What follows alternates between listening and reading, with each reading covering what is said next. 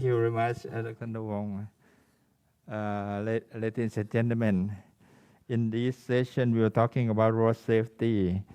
Transport has the positive side, a lot of positive side, but at the same time, it has the negative side. Not only the carbonization issue, but also the accident. In this session, we will discuss about road safety management. In this session, we have allowed 2 hours and have 5 speakers. The first speaker, I would like to invite Professor Dr. Yuto KITAMURA, Graduate School of Education, University of Tokyo, Japan. He will talk about traffic safety education for the young road user, implications from the IATSS project in Cambodia. Professor Yuto, please. Okay, thank you very much. Thank you very much for the organizers for giving me this precious opportunity to share our research findings with the audience today. My name is Yuto KITAMURA. I'm an education expert, and today I'd like to talk about the roles of education and then raise awareness of the people about the road safety. So let me share the slide. Okay.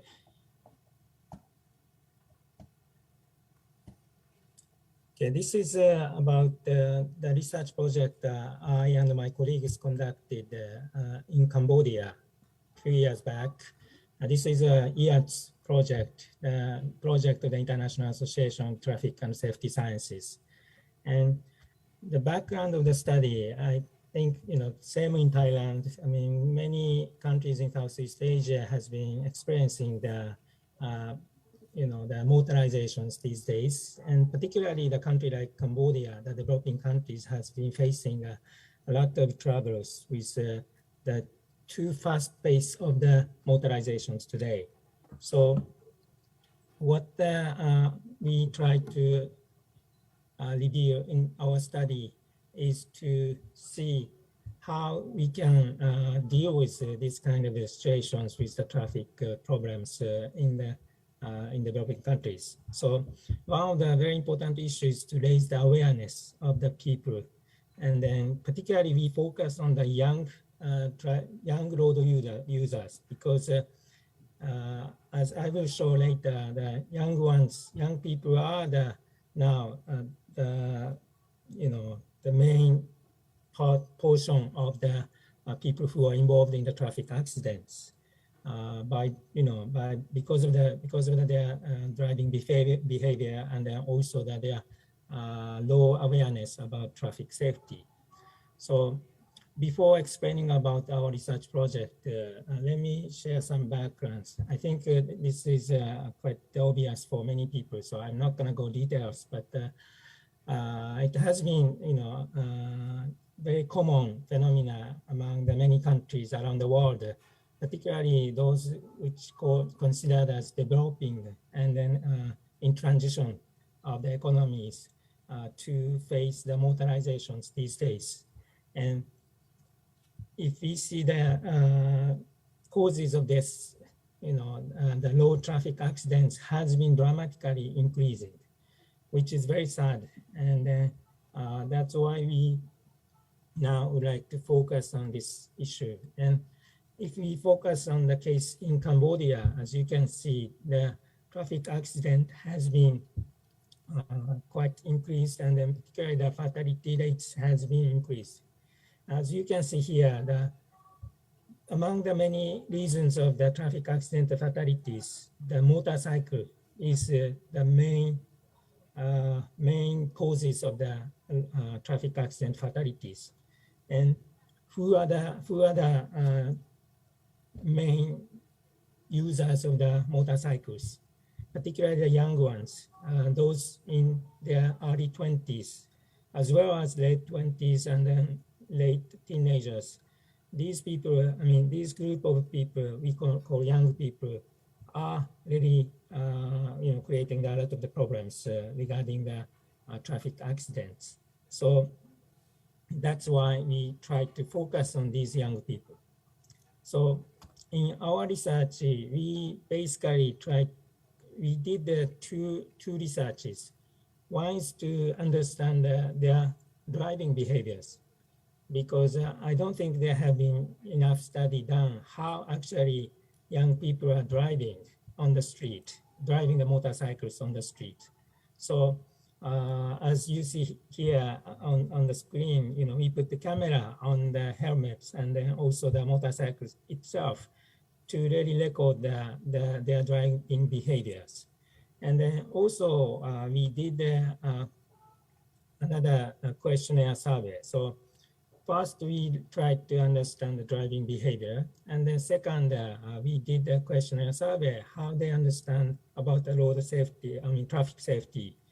And what is the main part of this research project was to introduce some educational activities. We conducted a traffic safety education workshop.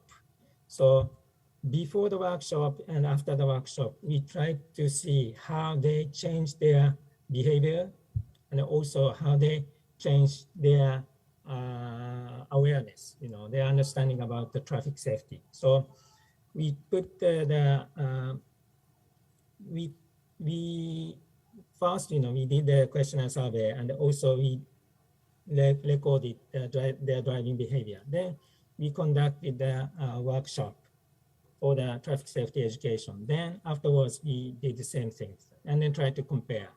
So first, let me explain about our first survey on their driving behavior, which we basically recorded their actual driving behaviors. Okay, and so let me show you.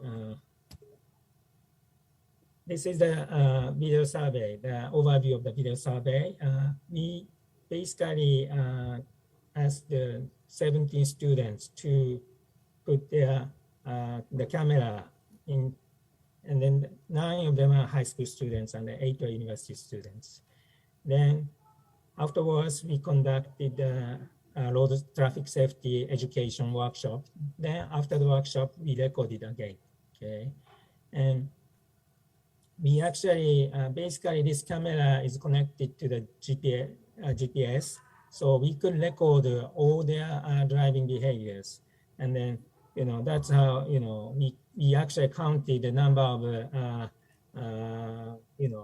intersections, for instance, they drove across and so on and so forth. And then we also tried to understand, how they are actually driving. So in order to see this, we first care about the occupancy rate for the intervals, because often the case, the young drivers drive very close to other vehicles, right? So they don't keep enough space between the vehicles. So first item, for instance, we collected the data is how much distance they keep between their vehicles. And then we also try to see how they pass the other vehicles. Passing the other vehicles are also one of the risky situations. You often encounter the accidents when you try to take over other vehicles, because you then commit to some risky situations. So of course, passing is not always risky, but you really have to be careful to pass other vehicles. So we also check how much distance they keep between their vehicle, their motorcycle, and other vehicles, and also how they are actually passing other vehicles. And then also, we try to see how they are, how much, for instance, how much speed they are actually driving, and then so on and so forth. So all these things we recorded. And these are details about the information. I'm not gonna go through all the details of the data we collected, but we had several different groups of students. We categorized our, young people into several different categories. I mean, first, based on the sex, male, female, and also high school student, university students, and how many years they have been driving motorcycles. And then, those who are more spending time to drive, they have more experiences of driving motorcycles or less experiences. Then here are some of the results we obtained. You can probably easily imagine, male and university students who have longer experiences of driving motorcycles tend to drive at higher speed. Okay, and however, after the workshop, before the workshop it was very obvious. However, after the workshop, they reduced the driving speed, and female students tend to drive more carefully. But even among the female students, the university students tend to pass motorcycles and cars more frequently. And then they change the lanes and pass cars more frequently. So that also shows, when you get used to driving, because you have more longer years of driving experiences, then you tend to lose, carefulness. So that has been observed through the video. But, after the workshop, at least, they become little more careful. But then there's a problem we found there. As you see here, the frequency of lane changing and passing increased after the workshop. First, we were very puzzled by the results, why they changed the lane and pass the other cars more frequently. But then we recognized that, the way they changed the lane is much more safer than before the workshop. Before the workshop, they didn't clearly change the lane to pass other vehicles. They just tried to find the space and then they just go on. However, after the workshop, they realized that they have to make clearer that they are actually passing other vehicles. So they clearly change the lane and then show their intention to pass other vehicles to other drivers. Then they pass the other vehicles. So we have found, there is an impact of the traffic safety education workshop. Okay, and so it was quite interesting for us to see how they, before the workshop, they commit very risky drivings. However, after the workshop, at least somehow they changed their behaviors. So I just would like to show some photos how we conducted the workshop. The workshop was conducted in combination of the lecture and the driving practices. So in the lecture sessions, we explained, what is actually happening on the street, on the roads in Cambodia today, and then how to reduce the risks. And you have to really understand that, for instance, there is there's angles some drivers cannot recognize, and so on and so forth. So we really explained about all these, and then also some of the basic traffic rules, because they didn't have enough knowledge even about the traffic rules. Okay. Then afterwards, we conducted driving lessons. Okay. Here is our colleague who is actually a professional. He's a professor, but also the professional, used to be professional rider for the motorcycles. And this is a kind of the photos we did. Of the driving practices. Okay, and after the workshop, we asked them to discuss amongst themselves, because this is very important to do the reflections. In the education, we always consider reflection is very important to really understand, digest what you actually learned through the lessons. So this was a group discussions. Okay, so then we also did the questionnaire survey, and then similar, basically similar results. After the before and after the workshops, they really changed their understanding about the traffic safety.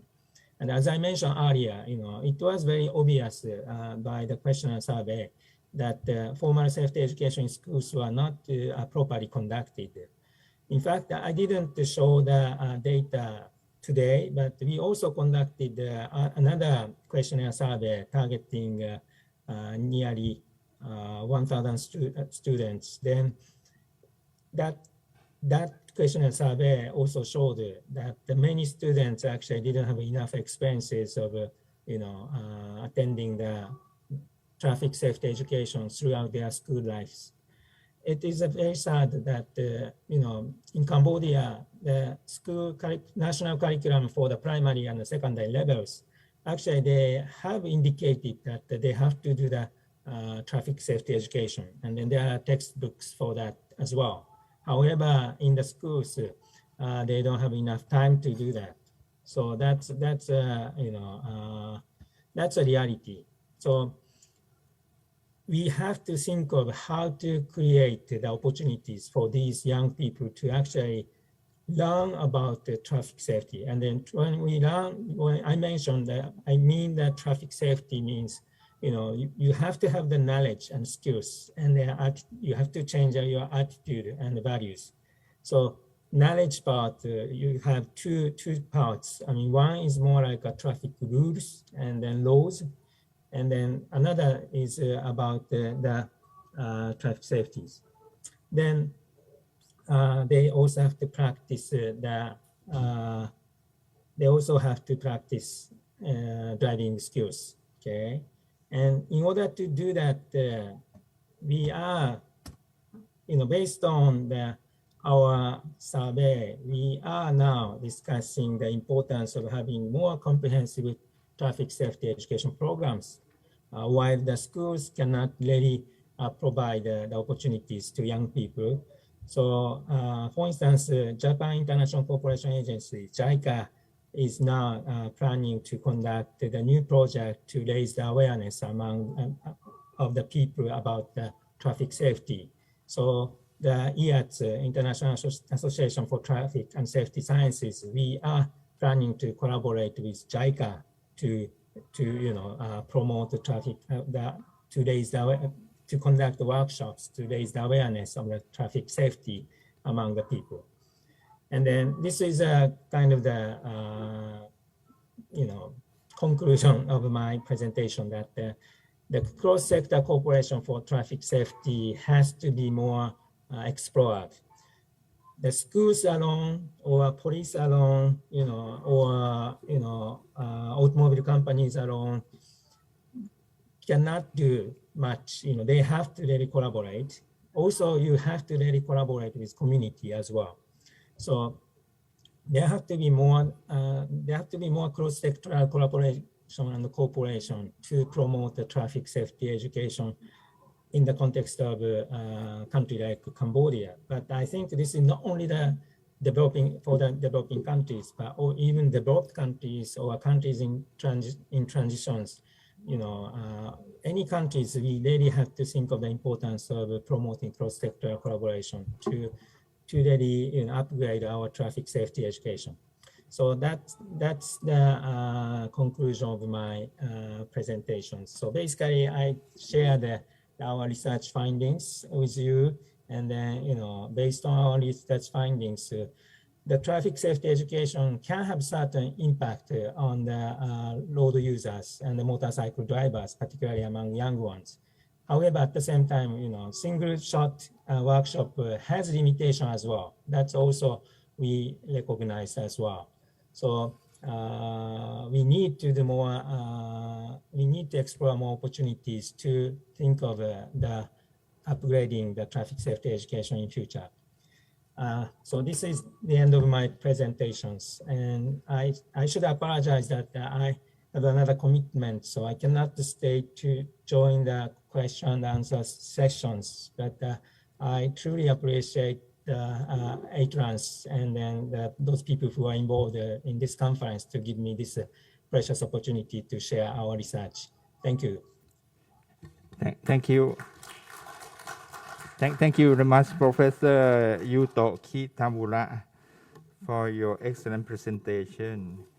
Yes, motorcycle accident is the leading cause of traffic accident in low-withering countries, such as in ASEAN country. So this problem has to set highest in priority to manage in order to prevent road traffic mortality. A very interesting and very well designed complex methodology that you have presented. Safety behavior, especially speed, is very much required for road safety. Multiple combined strategies are key important. This study provides important measures in education to change behavior. Your recommendation that periodic education with cross-sector collaboration is very important. So this gives us a very informative information and should be learned from your study. Thank you very much. Thank you very much. The second speaker, we have Professor Dr. Takeshi Tanigawa. He is the chairman of Department of Public Health, Graduate School of Medicine, Juntendo University, Japan. He will present in the topic of road safety in Japan. Professor Takeshi, please. Hi, hello. Can you hear me? 聞こえてますか？ヒロトさん。聞こえます、聞こえます。Okay. Thank you very much for your kind introduction and invitation.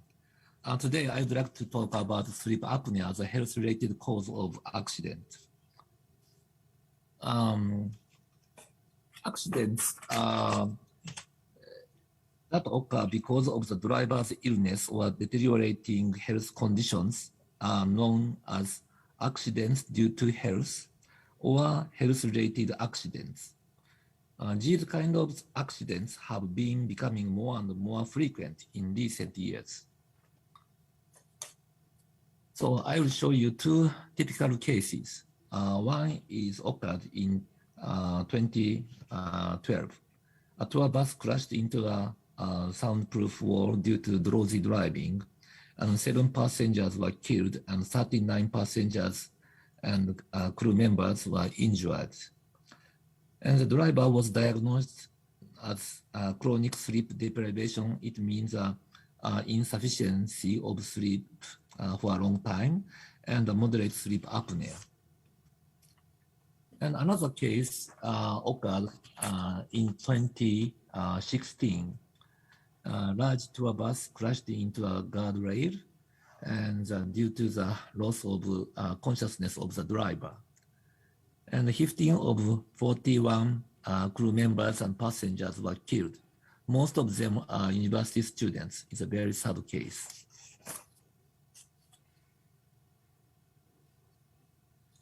So brain stroke and cardiac disease have long been thought to be the main cause of accidents due to health, but they are just the tip of the iceberg. There are believed to be many more overlooked causes. One of the hidden causes is sleep apnea. Sleep apnea is a cause of traffic accidents due to the driver falling asleep at the wheel. And another causes like glaucoma or sleepiness from hay fever. These three causes we are now investigating in the IATSS project. This is a diagram of the upper airway, upper respiratory tract of a person sleeping face up.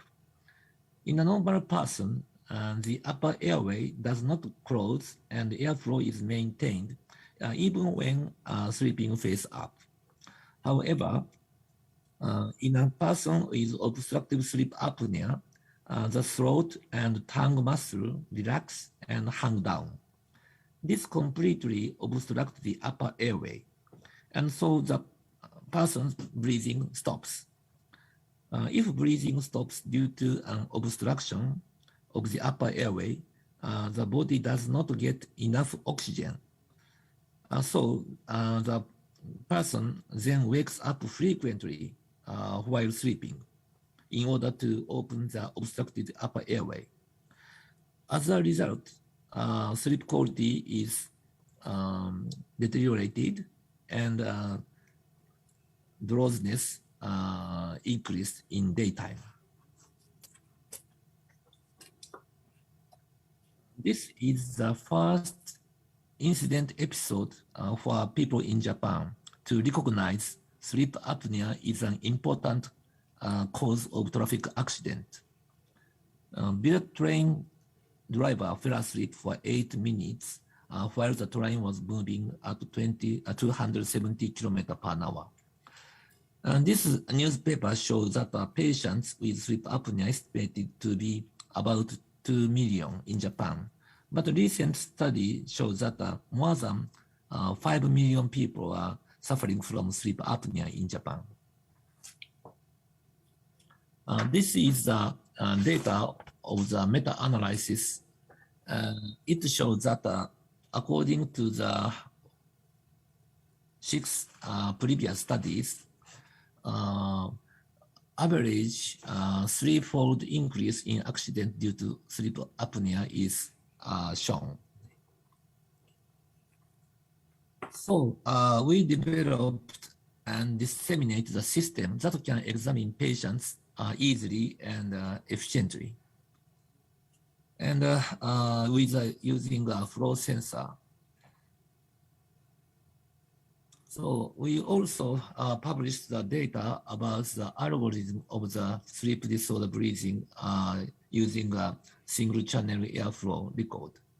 And also we published the data in European Respiratory Journal about the validation of a single channel airflow monitor for screening of sleep apnea.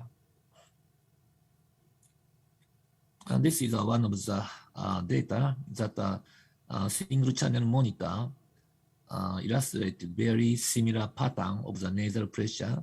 And that is one of the components of the gold standard examination for sleep apnea calling up PSG polysomnography. And this flow sensor also shows a very good validity compared to the polysomnography. This is a typical pattern of the severe sleep apnea patients. Also, this is prevalence data for more than 5,000 truck drivers. It shows that about half of them have data that shows within normal level, but 7% of them have the moderate sleep apnea, and 2% of them have severe sleep apnea. So this is my question. Is sleep apnea screening using self-reported sleepiness recommended? My answer is no. So this is a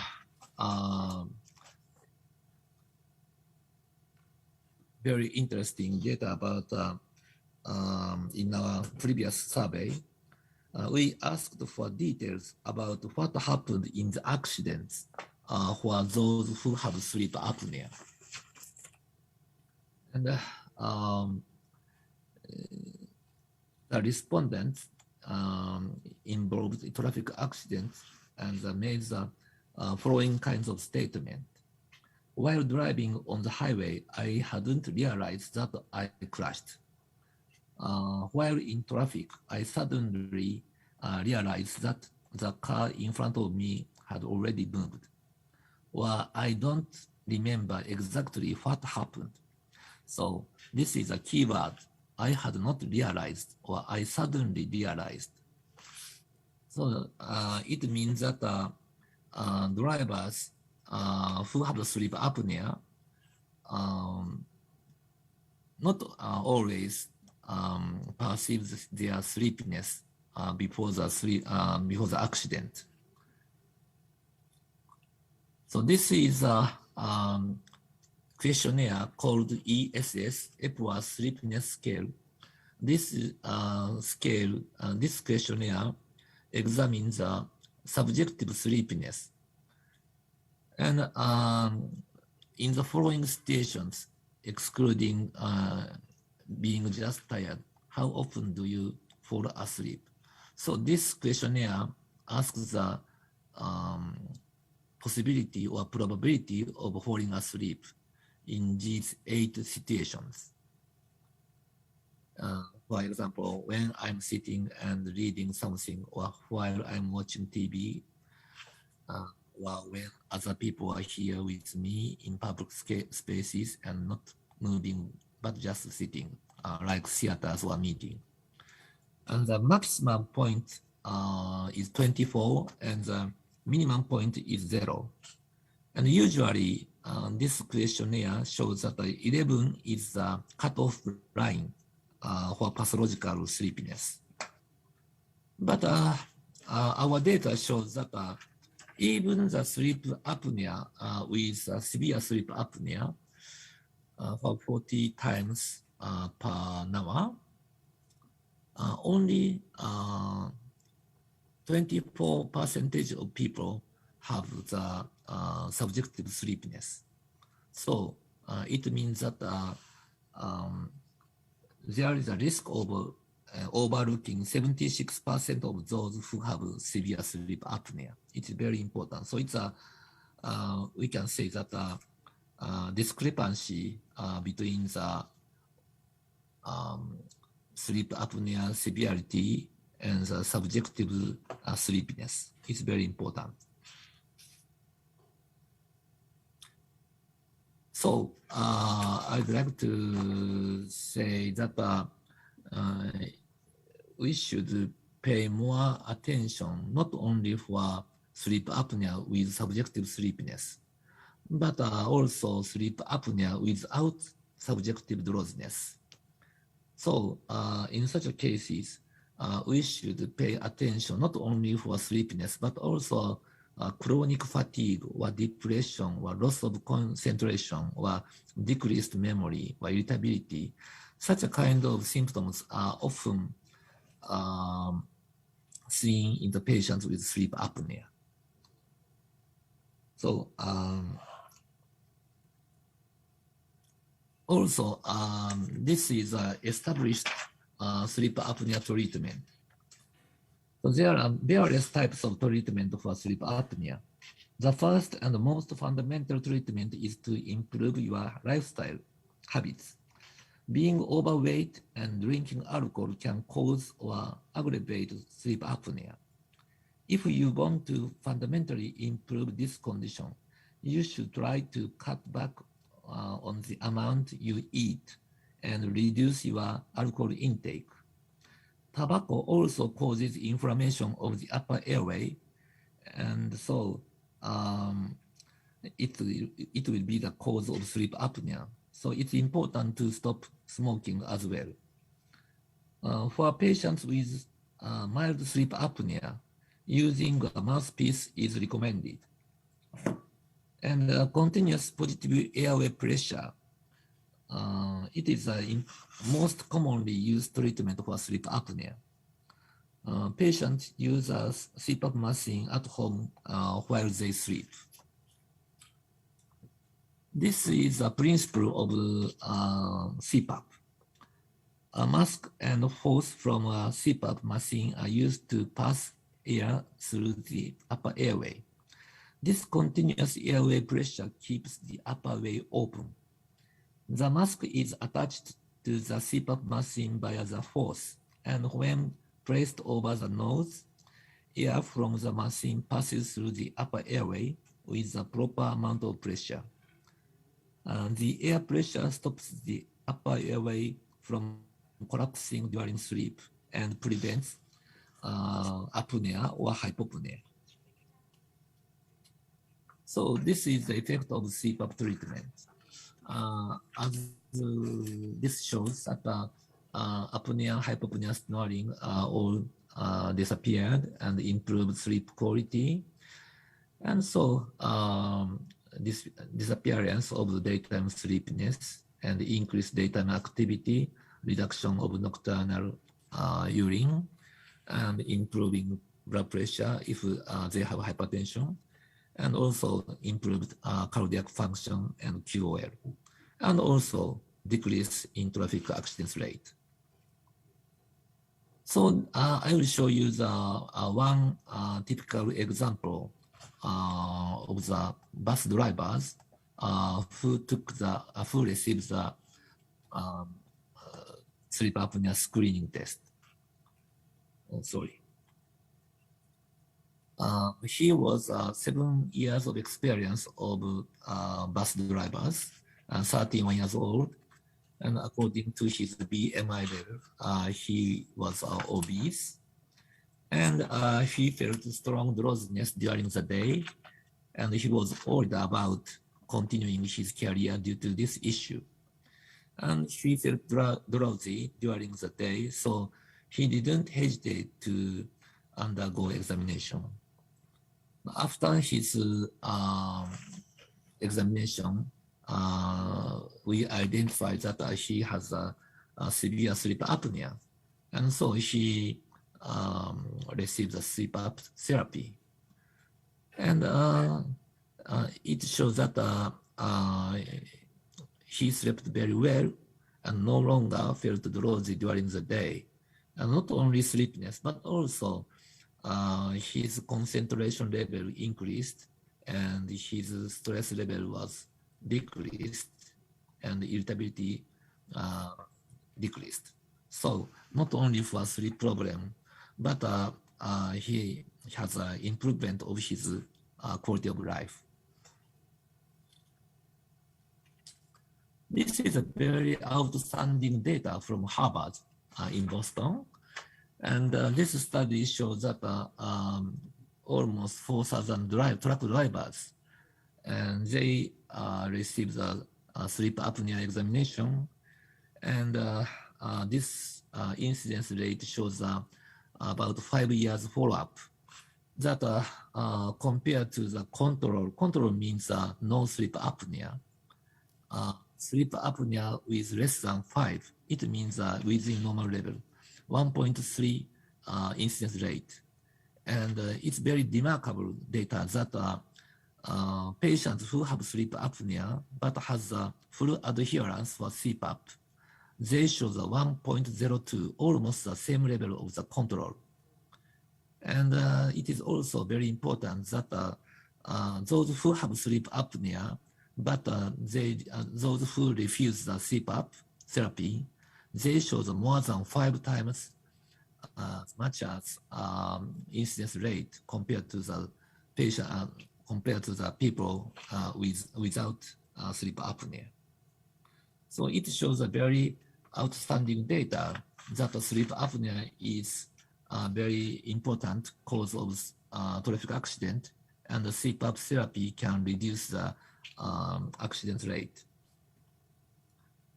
And so, with the proper treatment for sleep apnea, patients can sleep soundly again.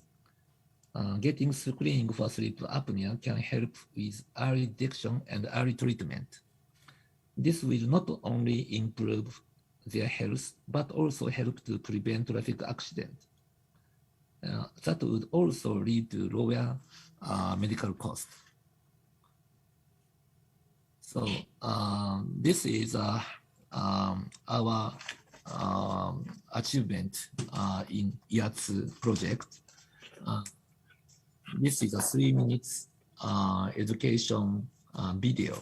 So let's share about this. Apnea Syndrome Driving Safety Picture School by the International Association of Traffic Safety Sciences.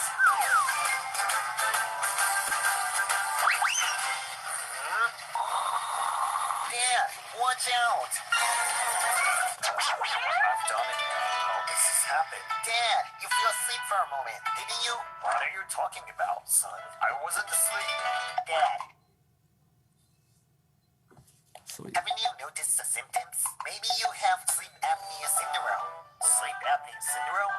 If you have sleep apnea syndrome and suffer from lack of sleep for a long time, you can sometimes doze off for a few seconds. It's called a microsleep, and it increases the risk of traffic accidents 2.5-fold.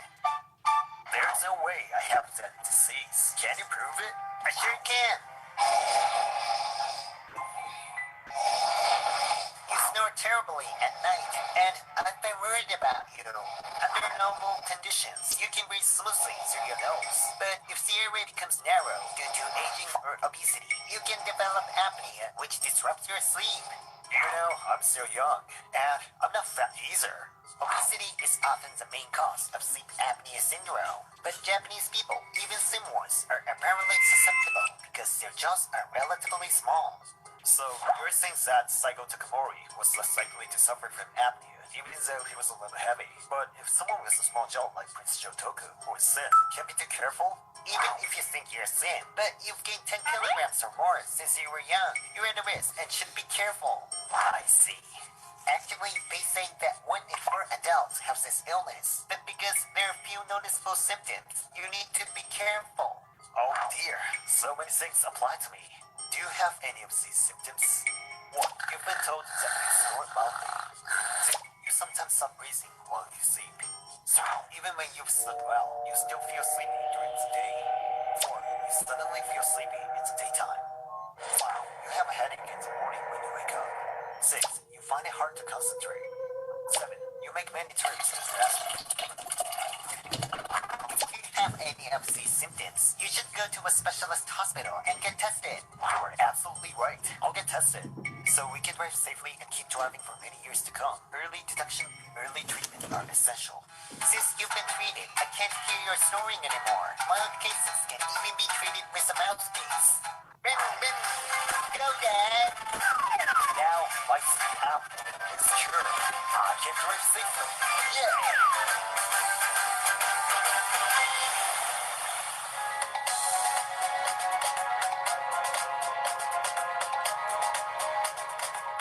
So, Chinese and Thai version movies are also available. Oh, sorry. In this meeting, we have several distinct researchers from Thailand. Next year, we will conduct a study funded by the IATSS to examine the usefulness of our movies on sleep apnea and also on visual field disorder.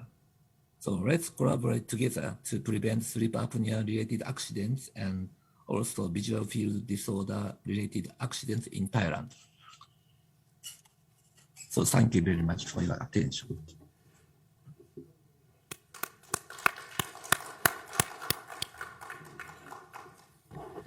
Thank you very much, Professor Takeshi Tanigawa. Thank you for your very interesting presentation.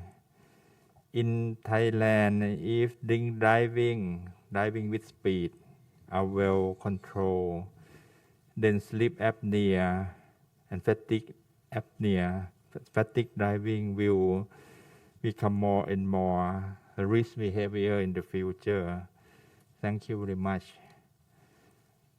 Next presentation will be presented by Dr.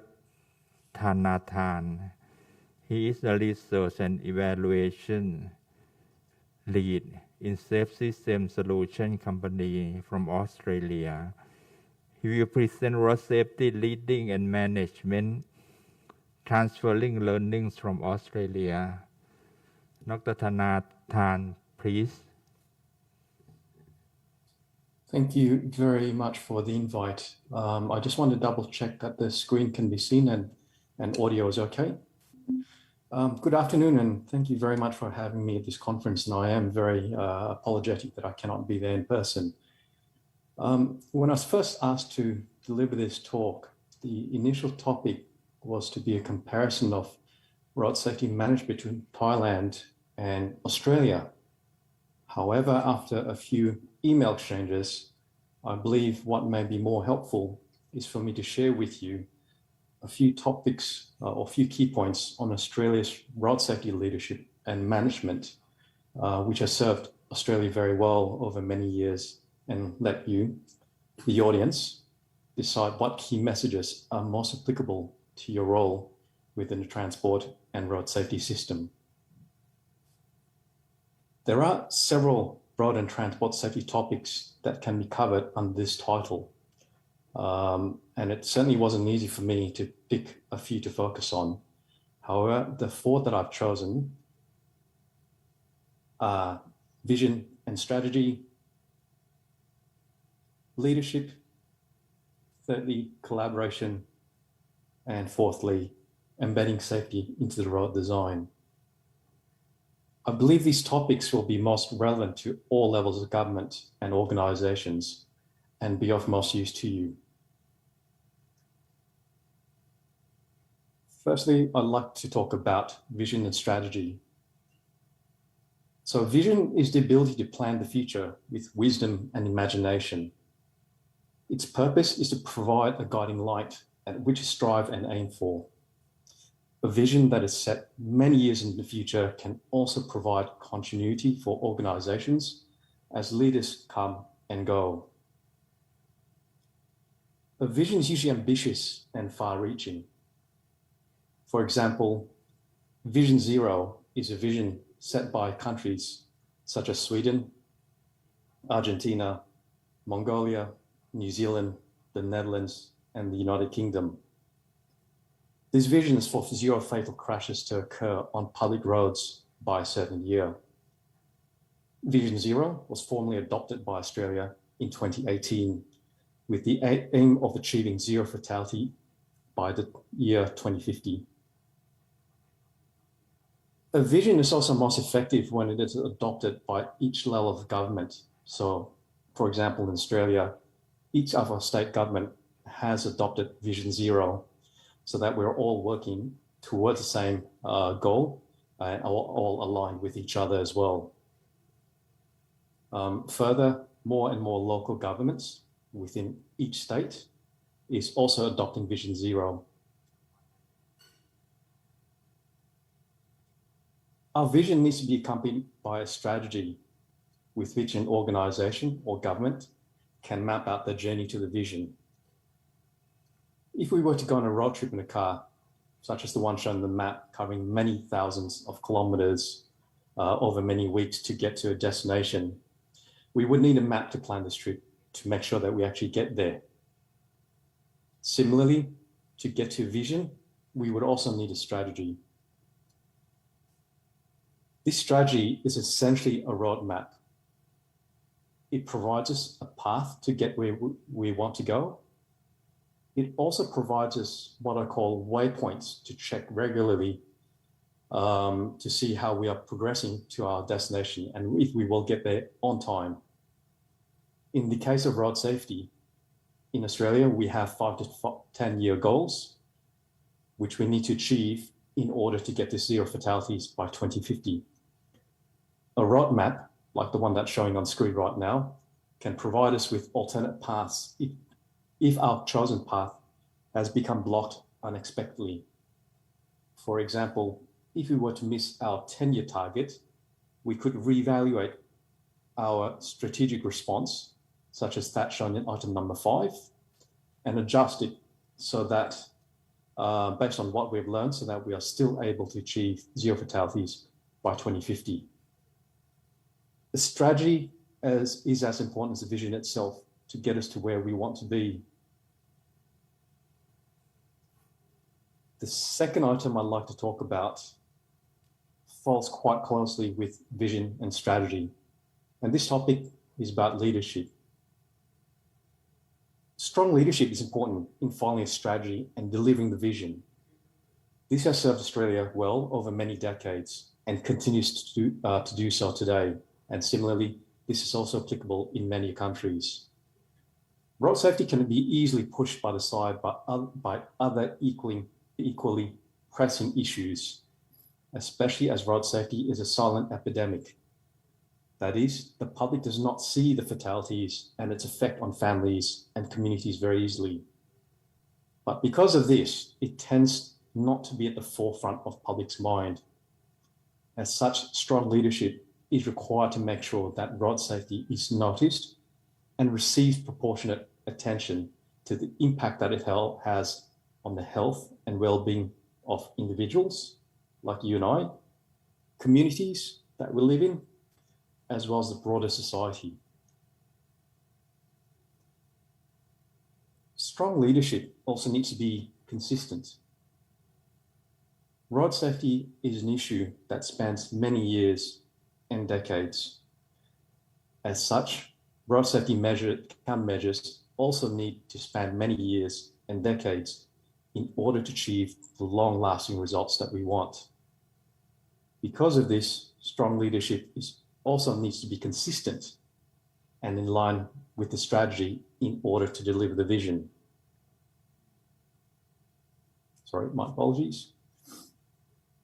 So strong leadership and consistent leadership should also be coupled with wisdom.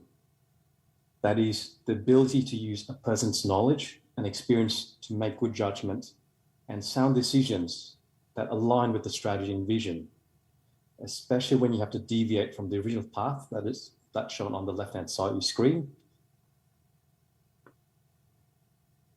to the one that's shown on the right-hand side of your screen.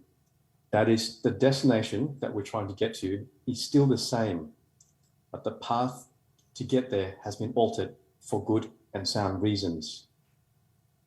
So strong, consistent, and wise leadership is needed at all levels of government, from local government to provincial to national levels. It is also needed universities to further road safety research that can be applied to further reduce fatal and serious injury crashes.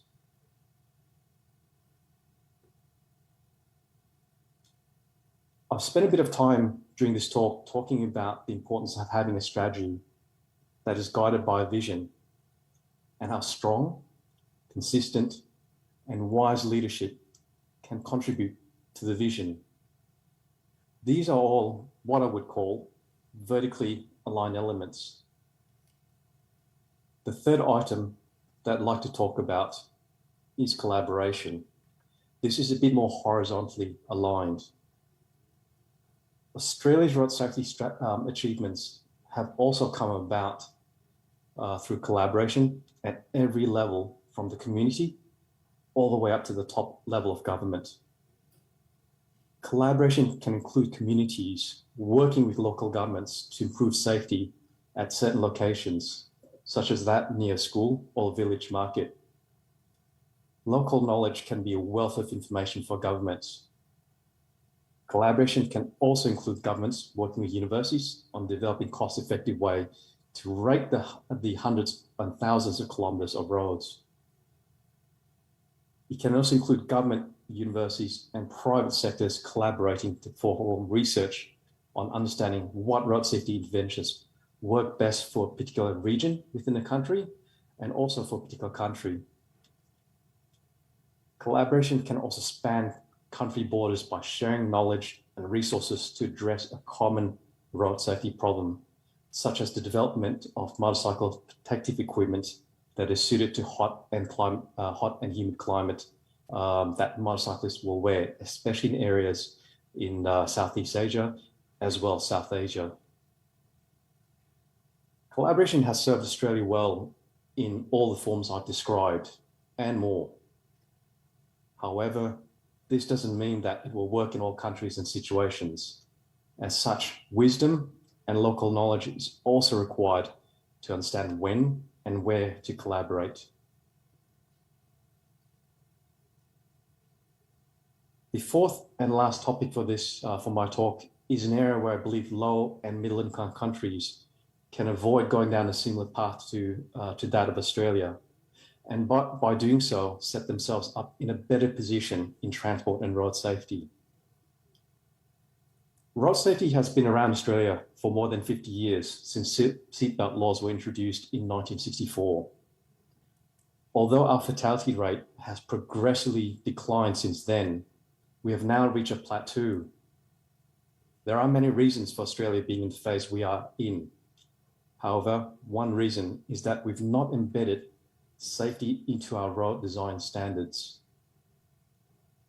The focus of Australian road design is very much on mobility, and so it should be. Although some aspects of road safety have been gradually incorporated into design over the decades, road safety is still not fully integrated into road design. And because of this, we still have independent transport and road safety engineers reviewing road design for new roads, as well as roads that are being upgraded and adding safety interventions into the designs. Safety should not be an afterthought. It needs to be embedded into road design standards.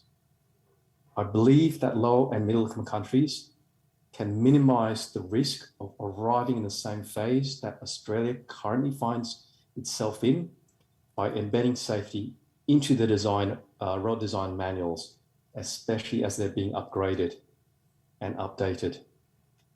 By doing this, we're also saying that safety matters.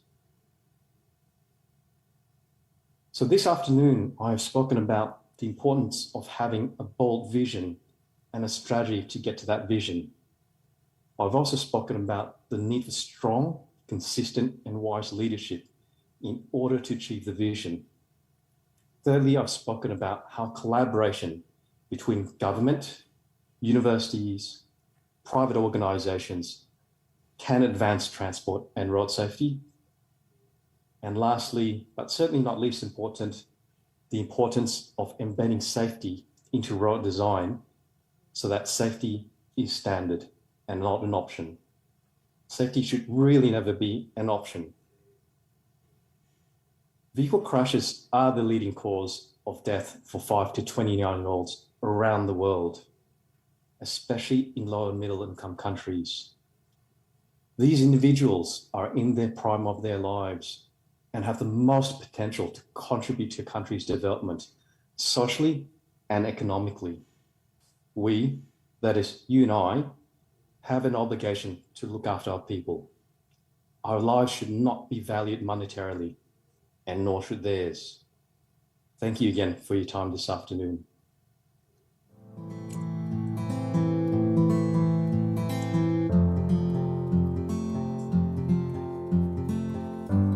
Thank you very much, Dr. Tana TAN.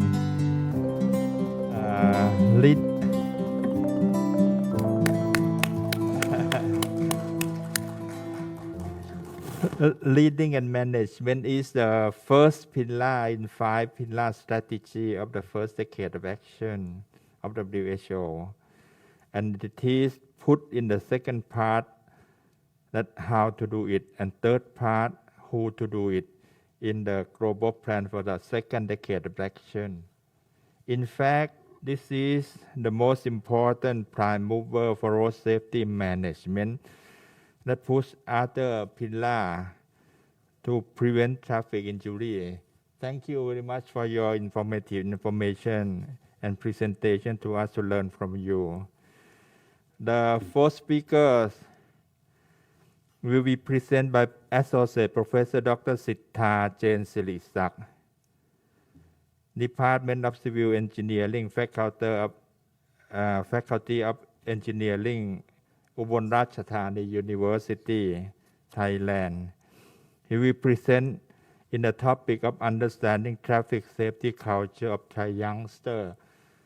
Dr. Sittha, please.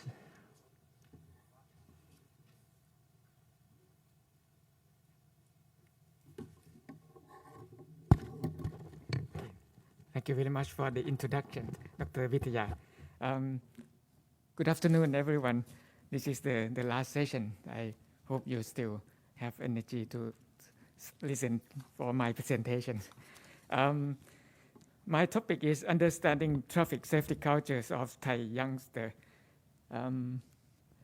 As you all know that road fatality rate in Thailand is very high, and unsafe driving behavior is the main cause of crashes. And over 70% deaths are motorcyclists. It's a high proportion of youngsters. But if we can improving driving behavior, we can be able to reduce fatality rate significantly. But the question is how to manage the change of unsafe driving behavior. This is the key question that we try to understand during last 10 years, but still not able to answer it. My presentation will be based on a few ATRANS research projects.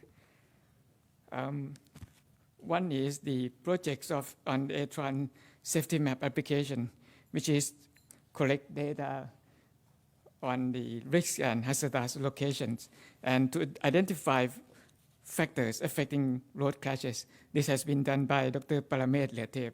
And the other three projects are related to youngster driving behavior, road safety education for youngsters, and safe route to school program. In the project we have done with the three case studies, including technical colleges in Saraburi, Suphanburi, and Chainat. These three cases are in the environment that similar to other schools in all other provinces in Thailand, except Bangkok, which is totally different. So we thought that these three cases can represent other cases in all the schools in Thailand. And the main key findings from the studies can be summarized into three elements, including driving behavior, stakeholders, and social norms and infrastructure system. I will talk about in detail of these three key elements. The first one is youngster behavior. We found that the youngster we have been surveyed, the current situations motorcycle use is really common because it is the most convenient and the most affordable mode of transport for them, and no competitive transport mode to motorcycle. 80% use motorcycle to schools. Just a few of them walking or not cycling or public transport, just really rare. Motorcycle use, they start using the motorcycle since 10 or 11 years old, and 2/3 of them no driving license and no proper road safety education. And their perceptions about the road crashes is only 30% perceive that road crash as a serious problem. They perceive traffic congestion is much more serious than accidents and road crashes. So that they found that the congestion is an obvious and tangible problem facing every day on the way to school, but road crash rarely happens, and it is intangible when they also may think that they can control the driving themselves, they can avoid the crashes, but congestion, they cannot avoid congestion on the road. Right. And also only 1/3 of them wear helmets, always wear helmets, only 1/3 of them. Many of them speeding, some of them may drink and drive, so that the result, over 60% of them involve road crashes. And these pictures reflecting the weakness in driving license system, enforcement system, education system, safe route to school, safe alternative travel mode to school. So these systems are not correctly at the moment.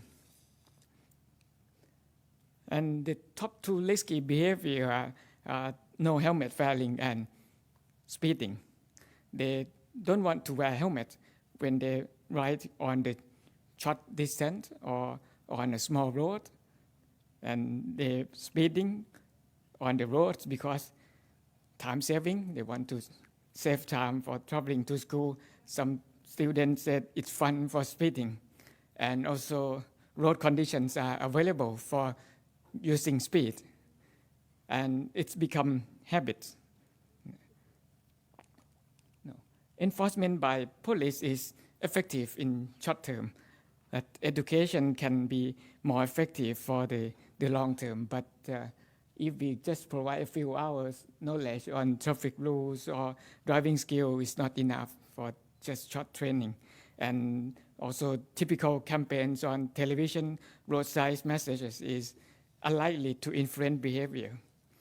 Safe education should be designed specially for each age group and continuously to change their perceptions and awareness and also behavior.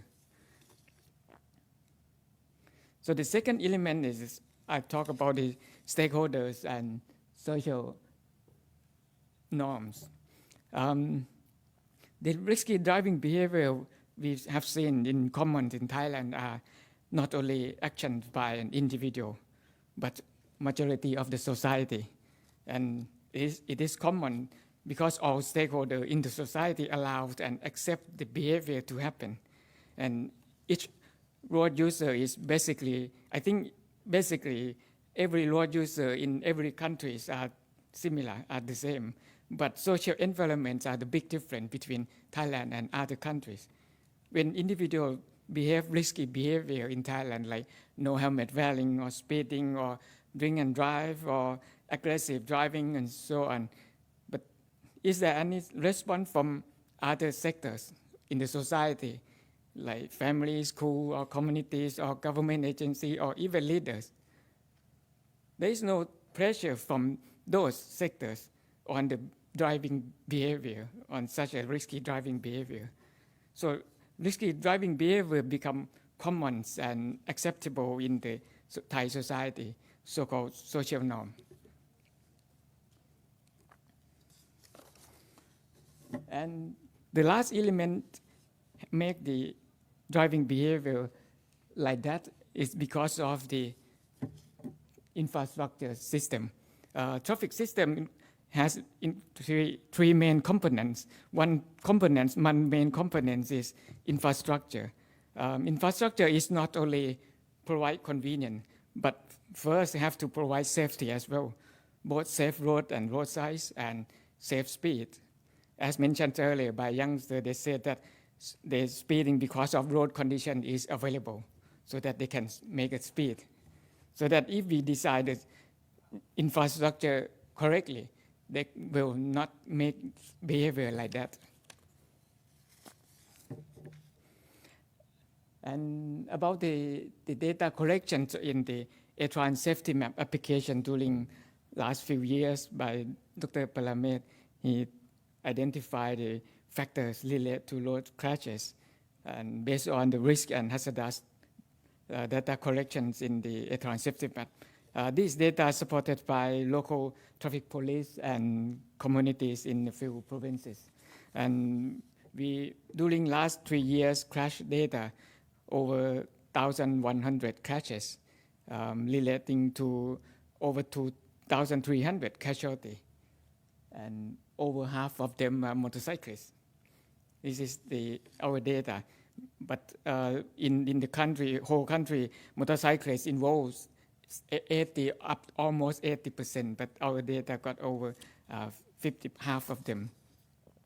One of the main important factors leading to crashes is arterial road. Without land use and access control on the arterial road, many road sectors on arterial road have been urban activity development, mixing slow and fast movement, mixing between small and big vehicles together, and a lot of activities along the sections. So that leading to high risk of crashes. And we can change it by either control land use access or redesign the arterial road to be urban road so that we can make it change the system. And other factors including geometric road design, both horizontal curve and grade up and down hills, and safety devices play important roles, as well as the road maintenance and road maintenance on surface and drainage system should be well maintained. And crashes often happen at night time, so that road lighting together with safety device should be able to reduce the frequency of crash. And for speeding, self-expanding road can tell road user what speed should be used, so that if we can redesign the road, we can maybe able to reduce crash. Overall, road safety is depending on roadway design and maintenance together with land use development. And the perceptions on safe route to school by youngsters, and they perceive that on the way to school, on the road to school, they use it fully with cars and trucks with very high speeds, but they have to use the road because of it is a shortcut route and the most convenient route, but even it is unsafe to use that route. And what they need, they want to have the safe and convenient pedestrian crossing, bicycle lane, motorcycle lane, bus services, shaded tree routes, and bike lane walking routes. Overall, it is the road space layer locations. And this picture may represent how the youngsters see the existing conditions. Reallocation of road space is needed. So in summary, I mentioned the 3 elements of the traffic safety culture. One is the safe system, and I talk about stakeholder and social norm.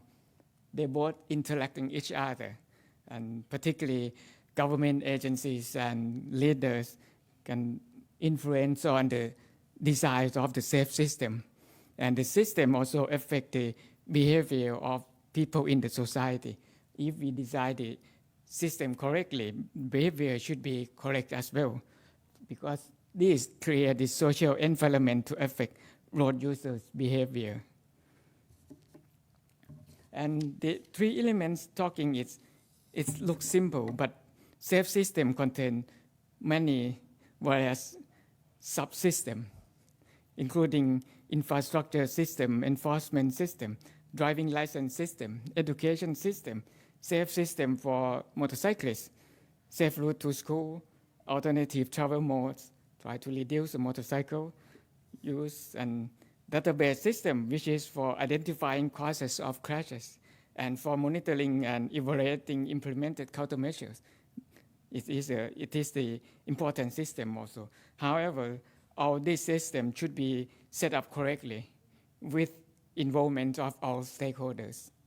And you may think that all this system has been improved already in Thailand, but I think it should be noted that result of doing just some part of it may not different from doing nothing. So that's all my presentation.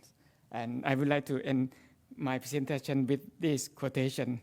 It is summarize all I just presented. It is unreasonable to expect that people will change their behavior easily when so many forces in the society, cultural and physical environments conspire against such change. So suggestions are really welcome. Thank you very much for your attention.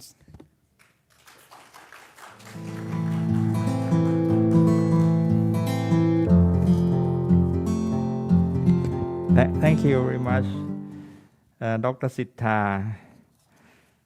Similar to the presentations of Professor Yuto, motorcycles are the most common vehicle used by young people in every country in Southeast Asian region. Anyway, safety behavior of these young people are very poor. If we have effective measure to this group of people, we can very much reduce the number of mortality to the people in our country. I would like to give some brief about the global plan, which is very important, that WHO has launched this plan only last month. For a brief information for our group who are going to do the road safety management in our region, in our country, in our friends' country.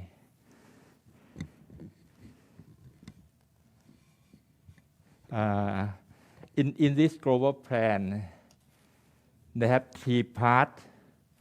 If we talk about the first plan, first decade of action, we have 5 pillars, if we can remember.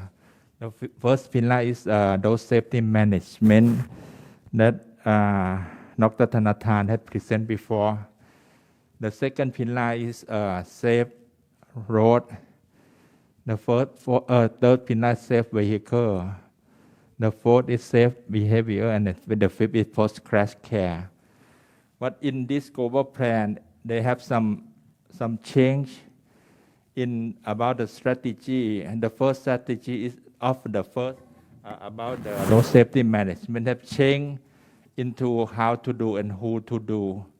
And first strategy change into multi-nodal transport and land use planning. So this is the adding from last decades of action strategy. The change the first pillar into the multimodal transport and land use. And how to do, they have 7 elements: the financing, legal framework, speed management, capacity development, gender equality, technology, and focus in low and middle income countries, which has highest mortality rate among the country in the world. The high income country have very much less mortality than this group of the country. And who to do it? The most important leader that Dr. Tana TAN had presented before is the government. The government have to play highest role in leading road safety management as a prime mover. Next slide, please. อันนี้เปลี่ยนได้อยู่ใช่ไหม Thank you very much. Like Dr. Sittha presented before, we have to use safe system in order to manage road safety. If we focus just only in changing behavior, we can do nothing. We cannot do not so much, but we have to approach in every element of the safe system. That includes 5 basic, 7 principles, and 8 work plan. In these 5 basic, including ethical imperatives, social benefit, human error, share responsibility, and the in networking, I cannot see so well. And 7 principles, including the share responsibility of the network, economic analysis, priority and planning, monitor and evaluation, government and management, funding, strong target and data, and 5 work plan including enforcement, education, capacity building, vehicle design, post-crash care, road design and engineering, mobility, land use planning, and speed management. You can observe that speed management, which is the behavior, has raised high as important work plan, one of the work plan in safe system, because the WHO has emphasized that speed is one of the most important risk behavior and should rate high in priority. And what to do? We have now 5 strategies in this global plan. In the first strategy, emphasize on multimodal transport and land use planning. They have some important keywords, such as promote compact urban design, implement policy that lower speed, promote transit-oriented development to consider urban and commercial development, allow mass transit node, allow the node. They provide some some development of the transit. Focus on public subsidized and workforce housing to provide convenient access to high-capacity transit service, to discourage the use of private vehicles in high-density urban area, and provide alternatives that are accessible, safe, and easy to use, such as walking, cycling, bus, and train. Provide intermodal connectivity between transit and bike share scheme at major transit stops, and create transport connection for bicycle and pedestrian travel that reduce total travel time. Construct transport networks to ensure that non-motorized modes of travel are as safe as motorized ones. And most important, serve the travel needs of all age and ability. Promote positive marketing and use of incentives such as employer cost sharing and public transport subscription. So this is new recommendation, and the leader should consider seriously how to implement this recommendation. The second strategy is recommend action to improve safety of the road infrastructure. The key message of road infrastructure and have some important key issue is that they set up the standard of the road. They recommend road standard have 5 stars, but in the acceptable rate of road is 3-star rating. The country need to set up the standard and need to have to set up the organization or the unit to survey for the standard of the road in the country. Every road in the country should be put up the star in the road, to set up the program for road safety audit of all road and new road. So that is the message in the second strategy. Next slide, please. For ensure vehicle safety, like the road, they recommend, WHO recommend that the country should set up the vehicle standard of all kinds, like the motorcycle, the car, the truck, the bus, to set up the standard. And they need to have an organization to check the standard of the old road and new road, every type, every brand of the car, whether it is good according to standard or not. So this is a recommendation that still do not have this kind of activities in the country. Next slide, please. For the safe road use, they are enforced on important law that should have, and also the enforcement, good enforcement. In this strategy is similar to the previous strategy in the first decade. To have a good law, important than good law is strict, continuous law enforcement. So this is important in this strategy. Next slide, please. The last one is the post-crash response. This is one of the strategy that is quite well in our country, in Thailand. We have 1669 emergency telephone number, and we are going to have one single emergency number for every kind of emergency: the fire, the crime, the accident, the injured, the sick person. So one single telephone number. We have the law already, just the implementations of the law. We please go back again. Please go back a little bit more. Yeah, we should build response capacity among lay persons or first responder.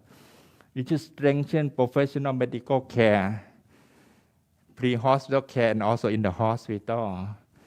We should establish multidisciplinary post-crash investigation, accident investigation, so not only the medical side, but also the engineering side, the police side to go together to investigate the scene, what went wrong in order to prevent such kind of accident not to happen again.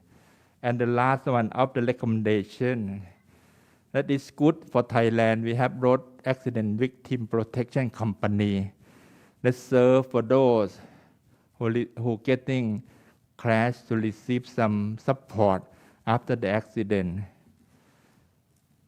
Next, please. As Dr. Tana TAN had presented before, in leader and management, WHO is also recommend that we need to have the leader unit in the government, as the government should establish a leading organization in road safety. Government should bear the main responsibility to ensure citizens by establishing an authorized and sustainable lead agency, providing legislative framework for road safety, developing national plan of action with targets and monitoring the road safety activities. This is one of the most important weakness for Thailand. Road safety management, we do not have good monitor and evaluation. We have a lot of plan. We have 4th national plan for road safety. Are going to have the 5th national plan. But we expect that in the 5th national plan we can have a organization or the unit that effective to monitor and evaluate the plan. We need to encourage compliance standard for road vehicle and user. And one of the important things is provide overall coordination. Next slide, please. Opportunity for road safety movement in Thailand. Globally, we have Sustainable Development Goal of UN. We have a new global plan for second decade of action for road safety and 12 global targets and indicators for road safety. For Thailand, we have National Strategic Plan designed by Office of National Economic and Social Development Council. In this morning, we talked about this with Kun Akom, the Witaya Chadbunchachai, that we have the 13 plan right now, 13 National Development Plan. And we asked Mr. Akom to put road safety as a keyword in this plan. We have a look at the plan, and they don't have keyword about road safety, which costs 6% economic loss, 6% economic loss for this country. So it is very important to emphasize this in the plan. We have National Master Plan for Road Safety, and for Thai Health Promotion Foundation, we have plan of change of outcome. That should be a reference for design the plan for every department to use these global and national plan for setting up smaller scale in the department. Next, please. TDRI is the major stakeholder to develop the national road safety, the 5th national master plan, and set up the target that by the year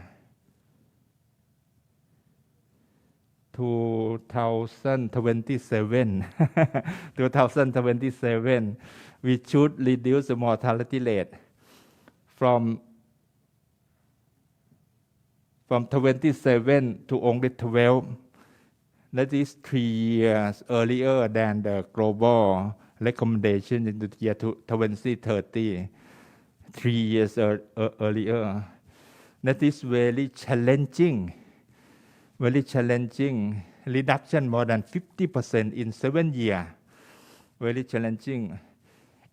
It can happen just only the putting every effort by every related department to do this kind of thing in order to achieve the goal in the year 2027. Next please. TDI had also divided the goal, the target to every province of the country. Some country has higher, but some country has lower death rate goal. And in this plan, because there are several risk behavior, we have to focus because of limited resource. We have to strengthen lead agency and accountability of all related organizations. It should be area-based at district, at sub-district level. Should focus on motorcycle because 80% of the injured and mortality caused by motorcycle.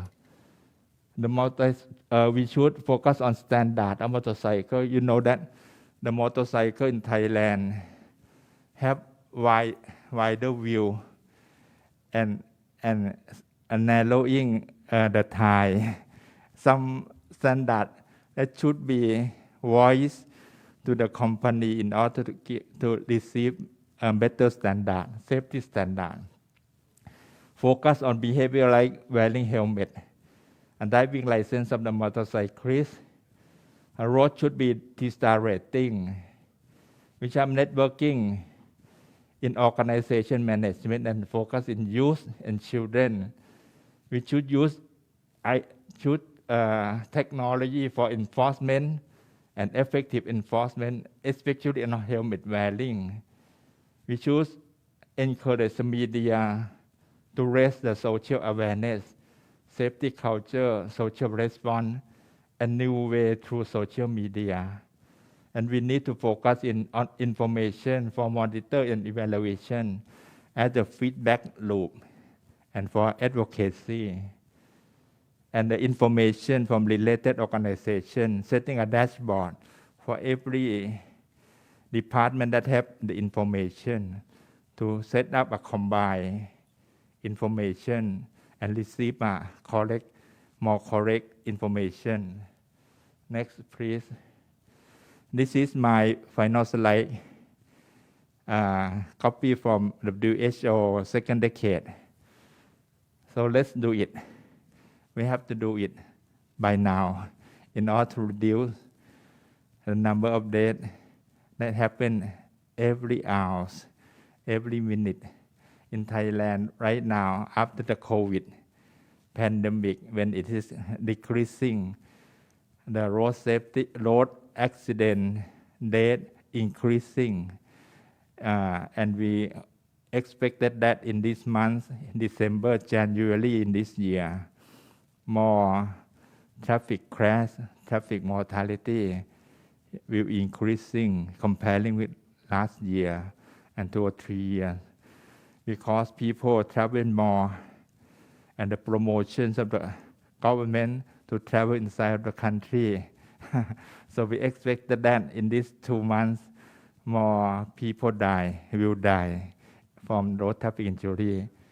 So this is my presentation in brief in order to inform us what is going on globally and also in Thailand. Now I think that it's time for everybody, including speaker, to ask the question. So Professor Takeshi, Dr. Tana TAN, Dr. Sittha will be here to answer and discuss with us. Anybody have any question, please raise your hand and ask the question or discussion. Please. Anyone else who would like to share your idea about the road safety issue. Okay, I'll try for the comment then. My name is Panajit. I'm from the Department of Highways. I have a few comments regarding Dr. Sittha regarding the safe infrastructure. According to your presentation, one of the elements that is necessary is the safe route to school. So I think it's highlight one of the one of the problems that Department of Highways that we are having at the moment. That's because of the road hierarchy that's been disrupt. Already it's been disrupt for a long time. Because from the beginning we built a new road. And since we from the Department of Highways, one of our objective is to make the road like easy to commute, like for maximum, I wouldn't say maximum speed, but for people to travel like conveniently. And so lots of our roads, it's mainly the arterial roads. And with arterial roads, some people seem to have like a mindset that they want big roads in front of their house. So people follow the road development, and that becomes that causes the problem that we see in present days. But to solve that, in my opinion, I'll say it's kind of difficult to solve that at the moment, because if we want to solve that, we need to have like road for high speed vehicles and another road for low speed vehicles. So that means we gotta have main road and the side road that for Frontage. You mean frontage? frontage road. Thank you very much. Frontage road. So if we want to have that, we need more land. We need more land to build that. And since we have the settlement alongside on both sides of the road, so that's the thing that we still cannot claim more land from them. So if we claim more lands from them, that's gonna cause another problem. So that's I would say that's my comment. I still don't have the answer to your question, but if you have any ideas, I think that'd be very interesting for us to do. So if you have further comments, but if you don't, I understand, because that's still remain, I would say, probably unsolved at the moment. So thank you, Dr. Sittha. Yes, I agree that it is the difficult one, because we design the roads and cannot control the road hierarchy like you mentioned, and it already failed. And if we want to make it right, it's difficult. It's like the road passing Khon Kaen city, 14 kilometers. Previously, in the past, it's only 2 lanes, and then expand to 4 lanes until 12 lanes, and then we put the camera to reduce the speed to 80 kilometers per hour. Right? If we don't expand it, it will less than 80 nationally. But we put a lot of 100 million to expand the road, and then we keep the speed down anyway. So that I think if we cannot change it back, as you mentioned, but we need to reduce the speed. That is the important part. Yeah. Actually, I have another thing that I have discussed it with my boss. I think one of the solution might be to develop a local road network, like the road network for local people, so that they don't have to use the main road. So if we can have that, if we like coordinate with other local agencies or local government, I think that might help with the issue. But I'm not sure if anybody has tried that before. And also for that local road or local network, gotta have like enough safety laws, enough probably star rating, safe enough for people to commute as well. Yeah. And I think to protect the problem not increasing on the other sector of arterial road. We need to control the land use and access. Otherwise, it will become more and more problems. And for the other section that we cannot solve it, we need to reduce the speed, and if we have the more right of way, we can build the frontage. And another consideration is the frontage should consider to use a two-way, two direction for each frontage side, not one way, because one way on frontage and then go across, they need to the U-turn, and on the fast lane, the motorcycle make it difficult for the U-turn. The local traffic can be, if it both direction would be better. Yeah. Thank you very much. Because you are the officer from land transport, I would like to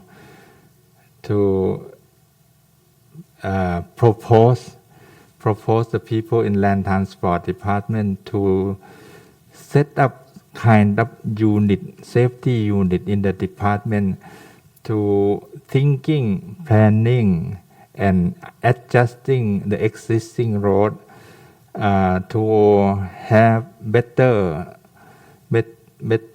standard for safety. I think that this needs a big planning for the country, because our roads are not designed effectively for safety, but now it's time. So how can we make our roads safer?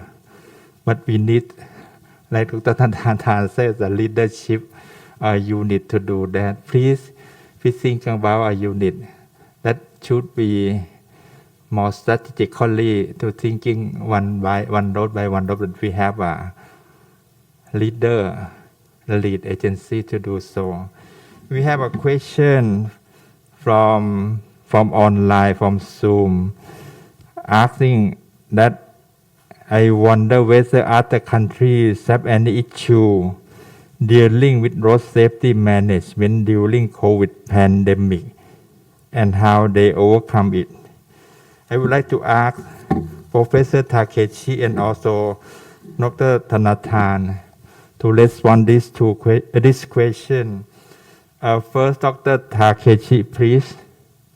My name is Tanigawa, is my family name. So Takeshi is my first name. Okay, I'm not a specialist for this issue, but according to the statistics in Japan, the number of the mortality by traffic accidents decreased during the pandemic of the COVID-19. So I only know about that, but so because of the people decrease the use of the traffic by themselves. So traffic accidents decreased in Japan. Okay. Thank you very much. Dr. Tana TAN, do you have any response to this question? I do, thank you very much, and my apologies. I actually typed my response in Zoom already, but please let me explain that in person as well. So in Australia, what we had noticed was similar to Japan, that there was a decrease in private vehicle usage during 2020 and majority of 2021 as well, due to COVID. However, what surprised us is that there was the level of fatal crashes have actually stayed the same, despite this significant downturn in traffic volume. I cannot recall the exact figures because they changed quite dramatically over many months, depending on whether we were in lockdown or not. But at some points, the traffic volume was down by 40 or 50% in the major city centres. But again, as said, there was the fatality rates of 2020 were exactly the same as prior years. But because Australia has got a long-term strategy of up to 2050, our next goal is 2030, where we aim to halve the number of fatalities compared to, I need to remember the exact date, but I think it's the year 2010. we're still very much focused on that goal. So therefore, we have not changed or altered our strategy because that goal is there. However, we are still monitoring the situation because we're very aware that the public transport usage has come down and private car usage has gone up, even in the last month or two. So we're not reacting to small changes in trends, but we are still monitoring it to see whether we may need to change our approach in order to achieve the 2030 goal. I hope that answers the question. Thank you very much. I think that the situation is quite similar to Thailand. During COVID pandemic, the country has locked down every movement, including the transportation, the bus, the train, the plane, and the accident rate, the crash rate is reduced dramatically. But after lockdown, the incidence of traffic crash is increasing again and again, and quite similar to the times that do not lock down in this moment. Are there any questions? Yes. May I have? Yes. Speaking. Please. I have a question for the Professor Tanigawa. I always appreciate his study. Very interesting. So today, many people talk about the motorcycle accident in Asian regions. So do you expect any symptom or physical conditions related to the motorcycle driving, or maybe in the future, can you study about like these programs? อาจารย์สิทธาจะตอบตรงนี้ไหม Yeah. You mean the symptom about what? Sleep apnea or something? Yeah. You sometimes study about like field of the sight, like seer. Yeah. Field. Yes. So I think such kind of things very related to the accident by motorcycle. Yeah, of course. Yeah. So okay. I understand your question about the not sleep apnea but visual field disorder. Yes. Sometimes that they sometimes cannot see the signal because that upper area of the visual field disorder cause the overlook of the signals. Or right or left side of visual loss also makes that people walking to the road, they sometimes overlooked. Thank you. Thank you very much. Thank you very much. Professor Witaya, is there any Thai people studied about like this problem in Thailand? You are a medical doctor, right? So. You ask me? No, Dr. Witaya. Oh, okay. About the study of Professor Tanigawa. So, is there any Thai professor? No such study in Thailand about the sleep apnea or fatigue driving, but we have some experts doing this study right now, but not as the report, not reported. But we have the incidence that the fatigue driving or sleep apnea is one of the major components that cause traffic injury, but not studies like Dr. Takeshi Tanikawa yet. Thank you. Yeah. Thank you very much. Thank you very much for your It's nearly 6 p.m. Everyone may be tired of participate the annual conference since the morning until now, nearly 10 hours from the morning. I think that we should end this session right now. I would like to hand this forum back to Dr. Nu Wong. I don't know whether our MC is still here or not. Yeah, to อาจารย์น้อยหน่อย please. Thank you very much. Before ending your sessions, I just like to convey some questions from the floor, asking to Kitamura Sensei. Even though he is not here, but I like to convey this question to the member. There are three questions addressed to the Professor Kitamura. Because of his research is conducted in Cambodia and next to Thailand, and it would be interesting to know how he picked up, or how did he define the safety culture in Cambodia, especially for the children and for the police that he picked up as a target group for this study. This is one. And for the second question, it's about, is there any difficulty or obstacle to change some, or to find some problem solving for the attitude of the children, especially request for the cooperation for conduct this research project? Well, yes, this is the second question. And the third question is there any particular keywords or any inspirational concept that can persuade children to join this project, especially for the road safety educations? I hope the member can convey this question to the Professor Kitamura, especially. And I believe we have 4 minutes left. If anyone from the floor interested to raise some question to the speaker, you may feel free to do so. Even though I understand this is the last session, that we are exhausted already, including the participants online and the speaker, but this is a very important session. It's very close to our lifestyle. Even we have COVID, we are now living on the pandemics, but also we're living with the uncertainty of this road safety. So if you are having, question please. Yeah, at least I get one question from the floor. Okay. So I should yes, please. ask very important question. Actually, not question. We wrote from King Mongkut University of Technology, Thonburi.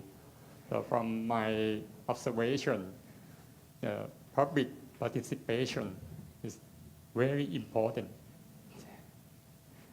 Governor or government officer have to ask the problem from the community. So people can explain what they have problem. So this step we don't have. And when I told the head of the district, don't expand the road to 4 lanes, because that road in the soil, that's a local road. Don't expand. I asked, why do you want to expand? They told me, it's very congested in this soil.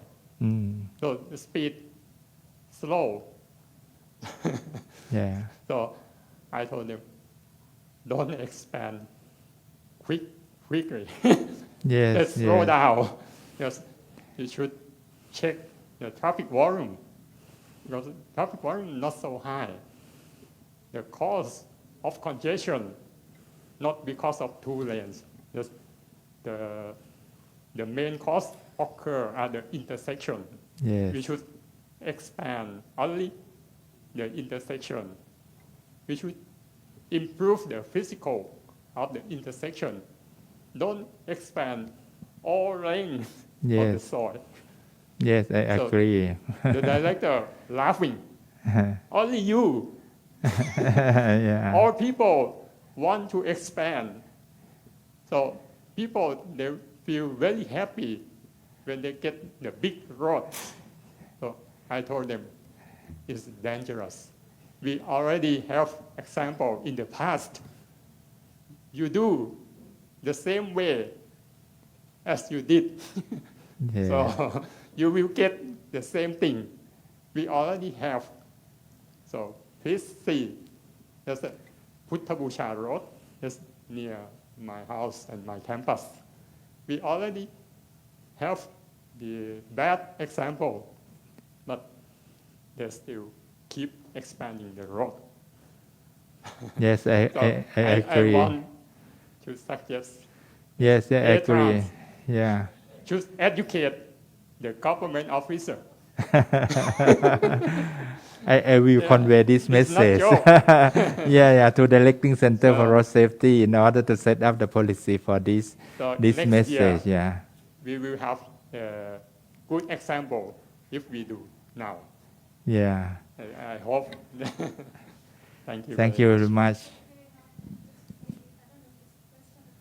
But I would very much interested in the research from Professor Tanigawa, especially about sleep apnea. It would be very appreciated if Sensei could, cooperate with ATRANS to conduct such an important research on road safety, especially that's caused by sleep apnea, Sensei. In Thailand, sometimes we don't really know what exactly the cause of accident, but we jump to the conclusion whether maybe the driver, especially truck driver, they feel some fatigue or drowsiness.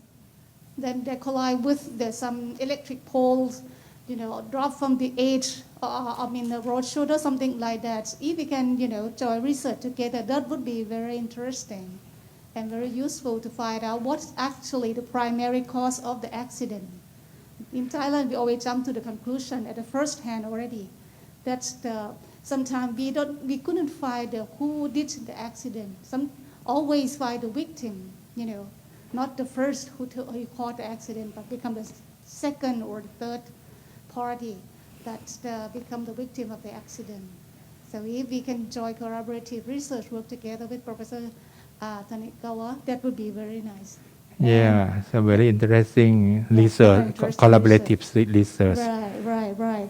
And for the Dr. Tana TAN, so it's very, very interesting that in Australia, you have a long-term plan on the road safety management. That's envious. I'm really envious to Australia that you have long-term plan already. But in Thailand, we have very, very short-term plan, year by year. We always think about what would be the effective measure or just policy measure for 7 dangerous days.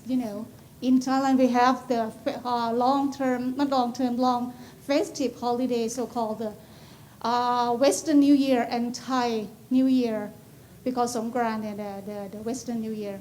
So we always focus on that 7 dangerous day. So I don't know whether if you can maybe could give us some, even via email, that would be nice. That for the recommendation, what if we do day-to-day basis on road safety management, not for 7 dangerous days, for years? That would be very interesting, Dr. Tana. Thank you very much. Thank you very much. I think it's time. I would like to hand my session to you. Thank you. Yeah. Finally, just become the session. All the 4 sessions has come to an end, and I would like to express my sincere gratitude to every distinguished guest speaker from the session 1, session 2, session 3, and session 4.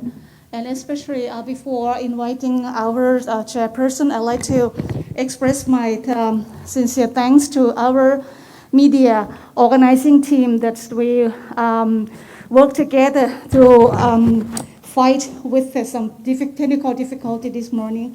Can you give them a big applause this morning, please? ขอบคุณมากๆนะคะทีมนะคะ We have the cameraman stand all day long here too, without any break.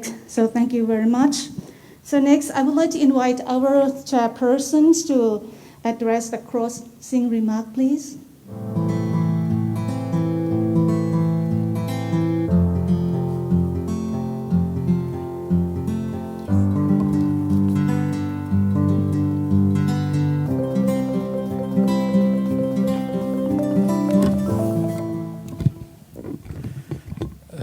Distinguished guest speakers, ATRANS members, ladies and gentlemen, all the good things must come to an end.